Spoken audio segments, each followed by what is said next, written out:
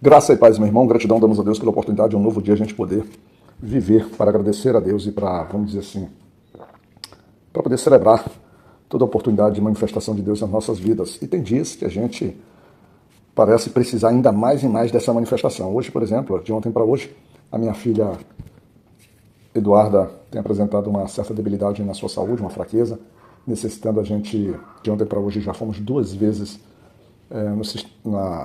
no socorro médico, né, na nossa estrutura médica de apoio, e com várias medicações ali sendo, vamos dizer assim, sendo dosadas ou sendo ministradas para ela. E isso acaba despertando na gente um processo de inquietação, um processo de preocupação maior.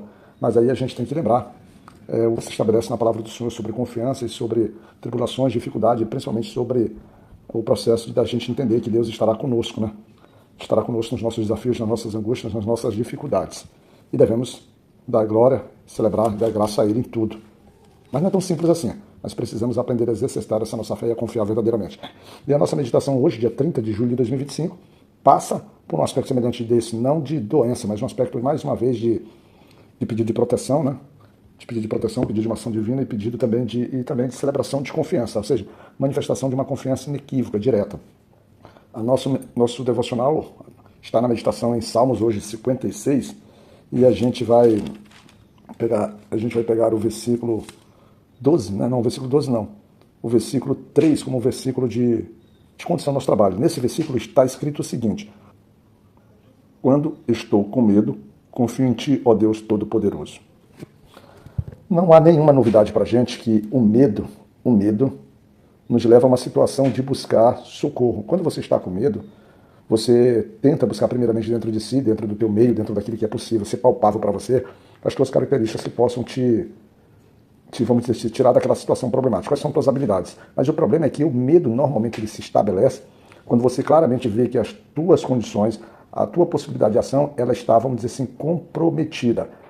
Quando você se depara numa situação em que você faz a inferência, faz o estudo da viabilidade de encará-lo e consegue enxergar nele uma ação direta de você poder intervir, aquela situação ela acaba não te apavorando, porque você consegue saber que dentro dos recursos que você tem disponíveis, esses recursos podem ser financeiro, pode ser sua força física, pode ser sua habilidade intelectual, sua habilidade esportiva, a sua velocidade. Então, o teu próprio tamanho, o teu próprio porte físico para que possa amedrontar o seu oponente, seu adversário, esses recursos disponíveis e palpáveis, eles acabam, vamos dizer assim, tirando o nível de tensão das coisas. Mas aqui o caso, que quando se estabelece o medo, é porque algo maior está se fazendo em que você se torna refém. Você lembra do devocional de ontem, quando nós falamos, quando muito novo,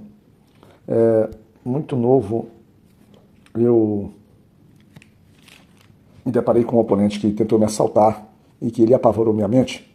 Veja só, ali eu me vi numa situação em que eu tinha clareza, primeiro que eu era muito novo, segundo o elemento que se opunha a mim era o elemento de alta periculosidade, tendo chegado ao nosso conhecimento, à nossa percepção de vida, que havia até assassinatos já atribuídos à sua pessoa, então era alguém que vivia efetivamente no mundo do crime. Então eu me senti completamente desarmado nesse sentido. Então eu tinha que buscar suporte em algo, e o suporte que eu encontrava não era nem Deus, porque necessariamente eu não conseguia nem expressar essa minha intimidade ou essa relação de saber que Deus era o que deveria me socorrer ali. Eu me cobria, eu me escondia, eu fazia de tudo, eu estava num pânico interno. E o medo é basicamente isso. E o personagem aqui, ele vem numa situação como dessa, porque ele olha nos humanos que ele considera homens maus, né? Homens que o atacam diariamente, que ele diz assim, porque que o atacam diariamente, a agressão sempre é possível. Ele começa logo no versículo, primeiro diz assim: tem misericórdia de mim, ó Deus, pois estou sendo atacado por inimigos que estão sempre me perseguindo. Ele não tinha, então, na percepção dele, ele não tinha folga. E para que a gente possa não ter folga, esses salmos, quando você vai ver os títulos, ele é atribuído ao tempo em que Davi fugia do seu filho ali, dos seus inimigos, e se colocou dentro dos principais inimigos deles, que era o filisteu, né? E ele acabou, quando você lê lá em 1 Samuel, capítulo 21, você vai ver que ele acabou se passando por louco, ou seja, um homem de Deus, um coração, um guerreiro do Senhor, apavorado, né?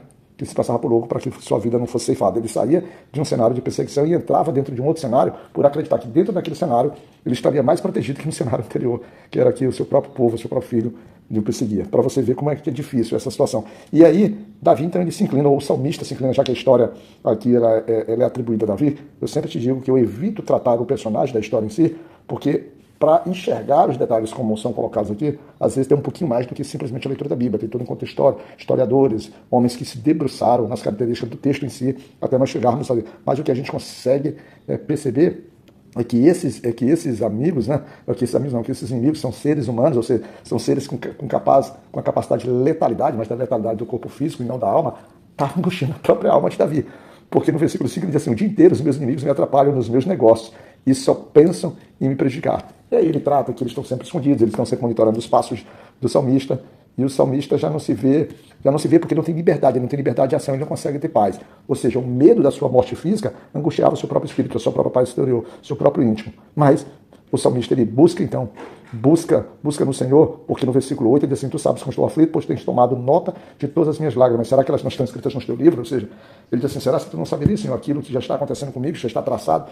E por que então tu não me socorres? Por que então tu me deixa meio que de lado? Senhor, toma conta de mim, toma conta, me sustenta porque eu preciso da tua ajuda. E aí, o salmista Davi, ele vem manifestando porque ele tem a confiança, e ele, muito claramente no versículo 9, ali quando ele diz assim, quando ele fala, ele diz assim: oh, então eu estou pedindo tua ajuda, e uma coisa eu sei, tu estás comigo, ele diz: Deus está comigo.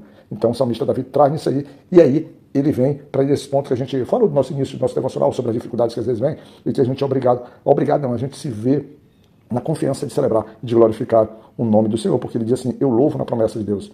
Eu louvo a promessa de Deus, eu tenho confiança nela, eu me estabeleço nela, eu descanso. E porque descansa, porque ele descansa dizendo que tem confiança no Senhor, que o medo não se estabelecerá. Claro que isso é uma luta interna, ele está com medo, ele tem receio, mas ele começa com essas palavras, vamos dizer assim, positivas, e com o coração voltado, buscando o seu íntimo, agora não a escuridão, mas agora a luz do Senhor, porque é claro que ele está com medo. É claro, é tanto que ele está com medo que ele está trazendo esse cântico de louvor, essa adoração, para poder superar o medo que ele tem, porque ele vai buscar que o que simples seres humanos, que são apenas homens, são homens limitados da sua capacidade de poder, podem fazer a ele.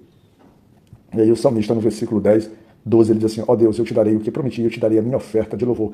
E é isso que ele está salvando, e é isso que ele está estabelecendo. Ele está dando oferta, ele está fazendo uma canção, um cântico para Deus, ele está fazendo um cântico para celebrar a vitória diária que ele está tendo, ele sobrevivendo ali entre os seus inimigos. Porque é justamente esse agir de Deus que faz, conforme está escrito no final do versículo 13, fazendo com que assim, ó Deus, eu ando na tua presença, eu ando na luz da vida. Ou seja, que o salmista agora tenha segurança e tenha certeza que o próprio Senhor o sustenta e o guarda verdadeiramente.